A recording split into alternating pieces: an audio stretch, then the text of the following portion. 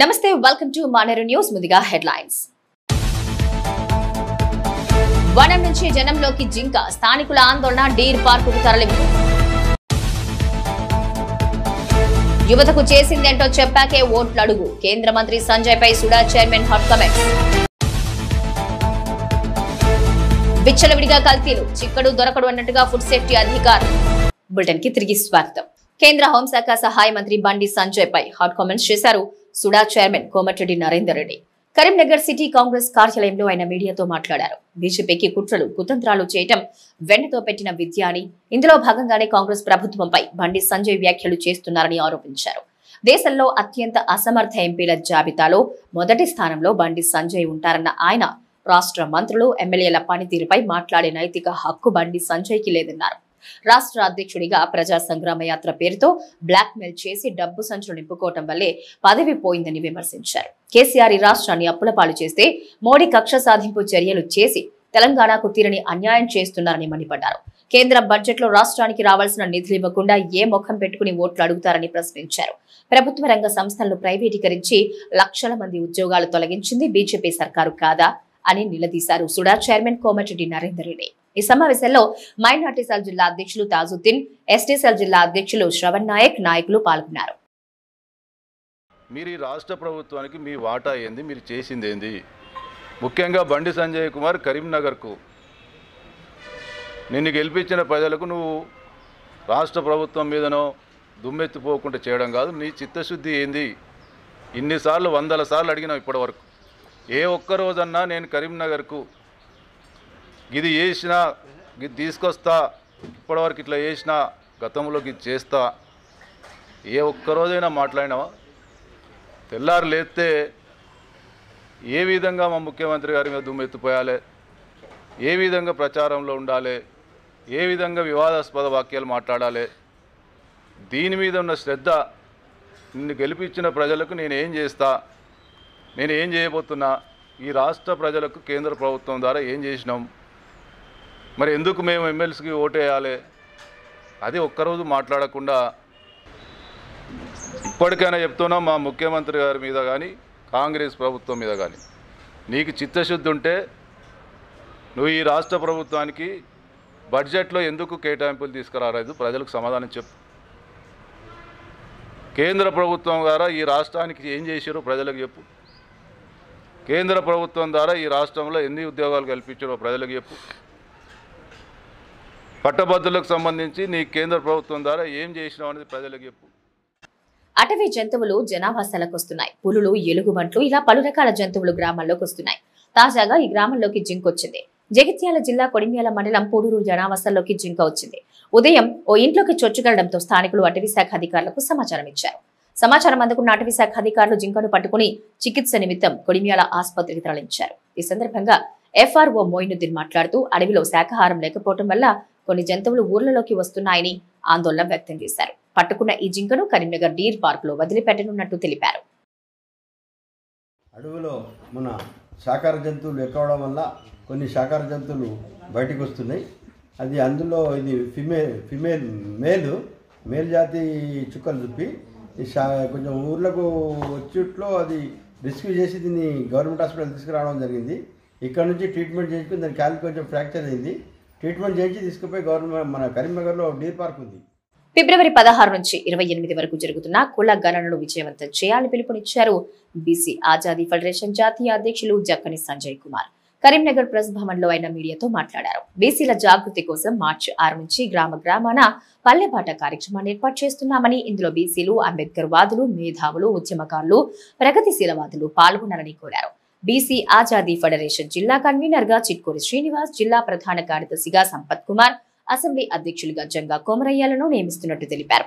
ఈ కార్యక్రమంలో BC Azadi federation రాష్ట్ర కార్యనిర్వాహక అధ్యక్షులు కుడిక్యాల భాస్కర్, జిల్లా convener Chilkamari Srinivas, BC Azadi student federation రాష్ట్ర కోఆర్డినేటర్ పంజాల రేవంత్ గౌడ్ నాయకులు పాల్గొన్నారు. కులగణన చేయడానికి రాష్ట్ర ప్రభుత్వం జీవో ఇవ్వడంతో పాటుగా ఆ ప్రక్రియను మొదలుపెట్టడం, దానికి సంబంధించినటువంటి డెడికేటెడ్ కమిషన్ ఏర్పాటు డిమాండ్ మీద కూడా మేము కొట్లాడడం, అది సజావుగా నడిచింది. ఒక ప్రణాళికబద్ధమైనటువంటి ప్రణాళికలో రాష్ట్ర ప్రభుత్వం కులగణన చేసినప్పటికీ అందులో అవసరం లేనటువంటి అంశాలను 17 అంశాల వరకు పెట్టడం వల్ల ప్రజలు ఆందోళనకు భయభ్రాంతులకు గురై కులగణనలో పాల్గొనడానికి వారు సంశయం చేసుకొని ఇవాళ 70% కూడా కులగణన పూర్తి కాలేదు కాబట్టి అందులో తప్పుల తడకగా ఉందని చెప్పేసి అసెంబ్లీ తీర్మానం పెడుతున్నటువంటి టైంలో మేము వ్యతిరేకించడం, దాని మీద పోరాటం చేసాం. కేంద్ర బడ్జెట్ లో నిధులు తీసుకురాలేదని కరీంనగర్ ఎంపీ కేంద్ర మంత్రి బండి సంజయ్ తన పదవికి రాజీనామా చేయాలని డిమాండ్ చేశారు వామపక్ష పార్టీల నేతలు. నగరంలోని తెలంగాణ చౌరస్తాలో ఆయా పార్టీల నాయకులు నిరసన ప్రదర్శన చేపట్టారు. ఈ సందర్భంగా సిపిఎం జిల్లా కార్యదర్శి మిల్కూరి వాసుదేవరెడ్డి, సిపిఐ నగర కార్యదర్శి Kasireddy Surender Reddy, CPI mass line జిల్లా కార్యదర్శి జూపాక శ్రీనివాస్ మాట్లాడారు. కేంద్ర బడ్జెట్ లో వ్యవసాయం ఉపాధి హామీ పథకానికి నిధుల కోత విధించారన్నారు. కరీంనగర్ జిల్లాకు తీవ్ర అన్యాయం చేసిందన్నారు. తెలంగాణ నుంచి 8 మంది బీజేపీ ఎంపీలు, 2 కేంద్ర మంత్రులు ఉన్నా తెలంగాణకు చేసిందేమీ లేదని, రాష్ట్రానికి ఒక్క రూపాయి కూడా తేలేని అసమర్థులన్నారు. జిల్లాకు IIIT, IIM, Navodaya Sainik school లాంటివి ప్రకటిస్తారని ఆశిస్తే నిరాశ మిగిలిందన్నారు. జిల్లా ప్రజలెంతో ఆశగా ఎదురుచూస్తున్న కొత్తపల్లి, మనోహరాబాద్, కరీంనగర్, కాజీపేట రైల్వే లైన్ల ఊసేలేదన్నారు. ఈ కార్యక్రమంలో సిపిఎం పార్టీ జిల్లా కార్యదర్శి వర్గ సభ్యులు గుడికందుల సత్యం, జిల్లా కమిటీ సభ్యులు శ్రీనివాస్, ఎస్ సంపత్, ఎడ్ల రమేష్, కోనేటి నాగమణి, జి రాజేశం, సిపిఐ జిల్లా కౌన్సిల్ సభ్యులు పైడిపల్లి రాజు పాల్గొన్నారు. ఉత్పాదక రంగమైనటువంటి ముఖ్యంగా వ్యవసాయ రంగానికి కూడా నిధులు కోత విధించారు. ఎరువుల సబ్సిడీలో కోత విధించారు. అట్లాగే యువకులకు పెద్ద ఎత్తున యువత నిరాశ నిస్పృహలో ఉంది. యువకులకు పరిశ్రమల్లో కానీ ఉద్యోగ అవకాశాల బడ్జెట్లో ఈ బడ్జెట్లో ఎలాంటి చూపటి పరిస్థితి ఉంది. ఈ తెలంగాణ రాష్ట్రం పైన కూడా పూర్తిగా సవత్తల్లి ప్రేమ చూపిస్తున్నటువంటి ఈ బీజేపీ ప్రభుత్వం దమన్ నీతిని ఎక్కడికెక్కడ ఎండగట్టాలని చెప్పేసి, అట్లాగే ఇక్కడ బండి సంజయ్ ఇక్కడ కేంద్ర మంత్రిగా ఉన్నాడు, కరీంనగర్ ప్రాతినిధ్యం వహిస్తున్నాడు. ఈ కరీంనగర్లో IIIT కానీ IIM కానీ అట్లాగే కొత్తపల్లి, మనోహరాబాద్ కానీ కరీంనగర్ టు కాజీపేట రైల్వే లైన్లకు నిధులు తీసుకురావడంలో పూర్తిగా వైఫల్యం చెందాడు. నిధులు తీసుకొస్తాడా, రాజీనామా చేస్తాడా అని చెప్పేసి మేము ఈ సందర్భంగా డిమాండ్ చేస్తున్నాం. పేరుకు కేవలం హిందూ ముస్లిం రెచ్చగొట్టడం కాదు, ఇక్కడ మౌలిక పరిస్థితులు ప్రజలకు అనుగుణంగా ఉండాలి. రాజన్న సిరిసిల్ల జిల్లా వేములవాడ శ్రీ రాజరాజేశ్వర స్వామి ఆలయంలో మహాశివరాత్రి జాతర ఏర్పాట్లు, నిఘాపై సంబంధిత అధికారులతో కలిసి పరిశీలిస్తున్నారు ఆలయ అధికారులు. ఇందులో భాగంగా ఆలయంతో పాటు పరిసర ప్రాంతాల్ని మంగళవారం ఆలయ EE Rajesh, town CI Veeraprasad తో పరిశీలించారు. ఎస్పీ అఖిల్ మహాజన్ ఆదేశాల మేరకు భద్రతా నేపథ్యంలో పరిసర ప్రాంతాలను పరిశీలించనున్నట్లు తెలిపారు. శివరాత్రికి వచ్చే భక్తులకు ఎలాంటి ఇబ్బందులు తలెత్తకుండా, అవాంఛనీయ సంఘటనలు జరగకుండా ప్రణాళికతో ముందుకు వెళుతున్నట్లు పోలీసు అధికారి తెలిపారు. కాగా మహాశివరాత్రికి 300 రూపాయల ప్రత్యేక బ్రేక్ దర్శనం క్యూ లైన్లను ఆలయ EE Rajeshwar, DE Mypal Reddy, AE Ramakishan Rao ప్రత్యేకంగా పరిశీలించారు. మెయిన్ టెంపుల్ లడ్డూ కౌంటర్, ఉచిత టిఫిన్, ఉచిత అన్నదానం, పార్కింగ్, క్యూ లైన్స్, కోడి క్యూ లైన్, కళ్యాణ కట్టుతో పాటు ఆలయంతో పాటు పరిసర ప్రాంతాన్ని వారు పరిశీలించారు.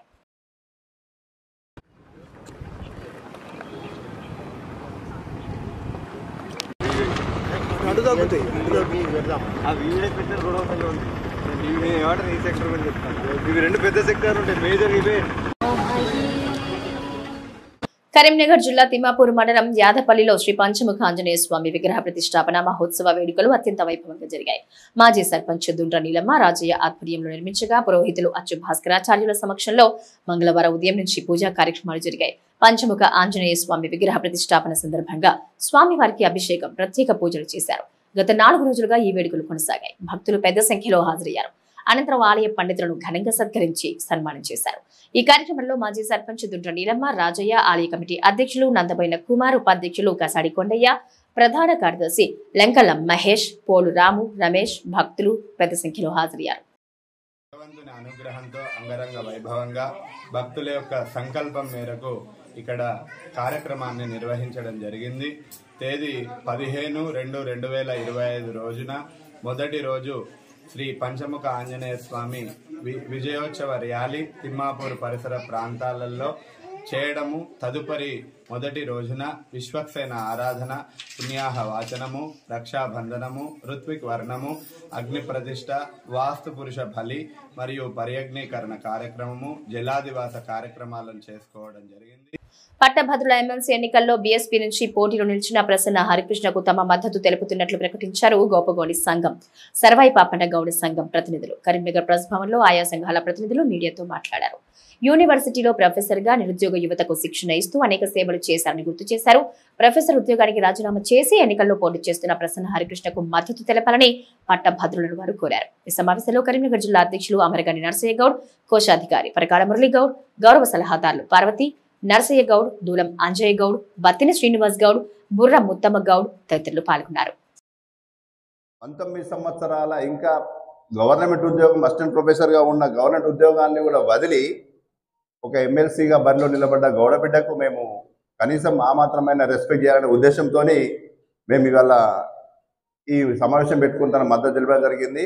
ఎందుకు చేయాల్సి వచ్చింది అంటే తను గ్రూప్ 1, గ్రూప్ 2, గ్రూప్ 3 ఎగ్జామ్స్ అన్నీ కూడా క్వాలిఫై ఎగ్జామ్స్కి కూడా బుక్స్ మెటీరియల్తో పాటు తనకు అందుబాటులో ఉన్న వాళ్ళకు వెబినార్లో కావచ్చు, మీడియా పరంగా కావచ్చు, వాట్సాప్లో కావచ్చు, ప్రతి ఒక స్టూడెంట్కి తను మెసేజ్ రూపేనా డైరెక్ట్గా కలిసైనా సరే ప్రతి వాళ్ళకి కూడా ఈ క్యాస్టు, ఈ కులము ఇది అని కాదు, ఒక పేద విద్యార్థి ఎక్కడైనా చదువుకున్న సరస్వతి పుత్రుడు ఉన్నాడు అంటే డెఫినెట్గా తను కొన్ని సాయం చేయాలని ముందున్నా అని చెప్పేసి ముందు వరుసలో వచ్చిండు. మెదక్, నిజామాబాద్, ఆదిలాబాద్, కరీంనగర్ పట్టభద్రుల ఎమ్మెల్సీ ఎన్నికల్లో కాంగ్రెస్ అభ్యర్థి ఉట్కూరి నరేందర్ రెడ్డిని భారీ మెజార్టీతో గెలిపించాలని కోరారు డీసీబీ బీసీ సెల్ జిల్లా అధ్యక్షులు పులి ఆంజనేయులు గౌడ్. కరీంనగర్ డీసీసీ ఆఫీసులో ఆయన మీడియాతో మాట్లాడారు. తమ కాంగ్రెస్ ప్రభుత్వం సంవత్సర కాలంలోనే 56,000 ప్రభుత్వ ఉద్యోగాలు ఇచ్చిందని, ప్రైవేటు రంగాల్లో లక్షలాది పెట్టుబడులు సాధించిందని గుర్తు చేశారు. ఈ ఎన్నికల్లో బీఆర్ఎస్, బీజేపీ చీకటి ఒప్పందంలో భాగంగా కాంగ్రెస్ ను ఓడించేందుకు కుట్రలు చేస్తుందని ఆరోపించారు. ఈ సమావేశంలో జిల్లా కిసాన్ సెల్ అధ్యక్షులు పురం రాజేశం, జిల్లా కాంగ్రెస్ అధికార ప్రతినిధి రామిడి తిరుపతి రెడ్డి, నూనె గోపాల్ రెడ్డి, జిల్లా కాంగ్రెస్ బీసీ అధికార ప్రతినిధి పోతుగంటి శ్రీనివాస్, పెద్ది శ్రీనివాస్ పాల్గొన్నారు. పార్టీ అధికారంలోకి వచ్చిన వెంటనే అమలు చేసినటువంటి ఘనత ఈరోజు కాంగ్రెస్ పార్టీకి దక్కింది. మహిళలకు, వ్యవసాయానికి, విద్యార్థులకు ప్రతి ఒక్కరికి కూడా 6 గ్యారంటీలతో న్యాయం చేసిన పార్టీ ఈరోజు కేవలం కాంగ్రెస్ పార్టీ మాత్రమే. అధికారంలోకి వచ్చిన సంవత్సరం లోపు నిరుద్యోగ యువతీ యువకులకు 56,000 ఉద్యోగాలు ఇచ్చి నిరుద్యోగాన్ని దూరం చేసినటువంటి ఘనత ఈరోజు కాంగ్రెస్ పార్టీకి దక్కింది. కాబట్టి దయచేసి పట్టభద్రులారా, బీఆర్ఎస్, టీఆర్ఎస్, బీజేపీ 2 పార్టీలు కూడా ఒక్కటై కేవలం అభ్యర్థులు కూడా పెట్టుకోలేని పరిస్థితిలో ఈరోజు టీఆర్ఎస్ పార్టీ మార్కెట్లో తినే వస్తువులు, పదార్థాలు కల్తీయా, క్వాలిటీయా అనేది తెలియని పరిస్థితి. విచ్చలవిడిగా కల్తీ, నాసిరకం ఆహార పదార్థాలు తయారవుతున్నాయి. కల్తీ ఉత్పత్తులను నిగ్గు తెల్చి వినియోగదారులకు నాణ్యమైన పదార్థాలు అందేలా చర్యలు తీసుకోవాల్సిన ఫుడ్ సేఫ్టీ ఆఫీసర్లు నిమ్మకు నీరెత్తినట్టు వ్యవహరిస్తున్నారు. ఆహార రీటైల్స్, హోల్సేల్ షాపులు, ఉత్పత్తి సంస్థల నిర్వాహకులకు రిజిస్ట్రేషన్, లైసెన్సుల జారీ, ఇలా అన్ని ఇక్కడ రహస్యాలుగా ఉంటున్నాయి. ఇక అధికారులైతే చిక్కరు దొరకరు అన్నట్టుగా ఉంటున్నారు. ఉన్నతాధికారుల పర్యవేక్షించకపోవటమే ఫుడ్ సేఫ్టీ ఆఫీసు అస్తవ్యస్తానికి కారణంగా తెలుస్తోంది. కరీంనగర్ ప్రభుత్వ మాతా శిశు ఆసుపత్రి పక్కనే గెజిటెడ్ ఫుడ్ ఆఫీస్ కార్యాలయం ఉంది. ఆహార పదార్థాల తయారీ, రీటైల్స్ దుకాణాలు, ఉత్పత్తి కంపెనీలు, సంస్థలు, హోటళ్లు, రెస్టారెంట్స్ ఇలా అన్నింటిపై ఈ కార్యాలయ అధికారులు ఎప్పటికప్పుడు పర్యవేక్షించాల్సి ఉంటుంది. అంతేకాదు నిరంతరం తనిఖీలు నిర్వహిస్తూ ప్రజలకు నాణ్యమైన ఆహారం అందేలా చర్యలు తీసుకోవాల్సిన బాధ్యత వీరిపై ఉంది.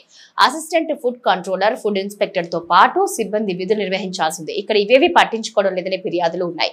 ఏఎఫ్సి బాబూజీ, ఫుడ్ ఇన్స్పెక్టర్ ఎవరికీ కలవరనే ఫిర్యాదులు ఉన్నాయి.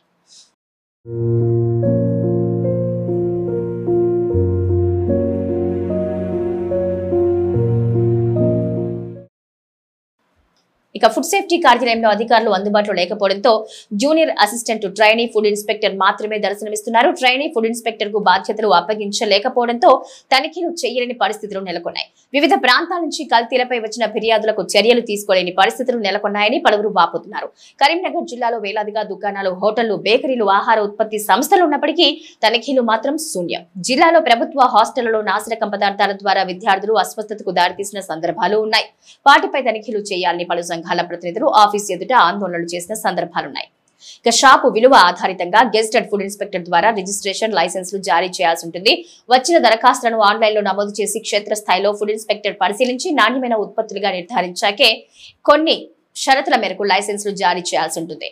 కరీంనగర్ జిల్లాలో ఇవేవి చూడడం లేదనే విమర్శలున్నాయి. అనేక మంది దొడ్డిదారిన లైసెన్సులు తీసుకుని కల్తీ పదార్థాలు తయారు చేసి మార్కెట్లో విక్రయిస్తున్నట్టు ఆరోపణలున్నాయి.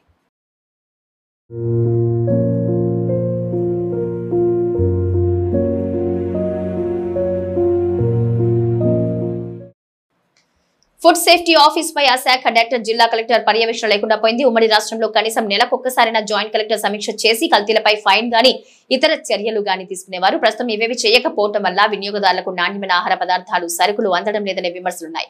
ఇప్పటికైనా ఉన్నతాధికారులు ఈ శాఖపై దృష్టి సారించాలని పలువురు కోరుతున్నారు. బులెటిన్ ముగించే ముందు హెడ్లైన్స్ మరోసారి. వనం నుంచి జనంలోకి జింక, స్థానికుల ఆందోళన, డీర్ పార్కుకు తరలింపు. యువతకు చేసిందేంటో చెప్పాకే ఓట్లు అడుగు, కేంద్ర మంత్రి సంజయ్ పై సుడా చైర్మన్ హాట్ కామెంట్స్. విచ్చలవిడిగా కల్తీలు, చిక్కడు దొరకడు అన్నట్టుగా ఫుడ్ సేఫ్టీ అధికారులు. ఇవి నాటి మానేరు న్యూస్. నమస్తే.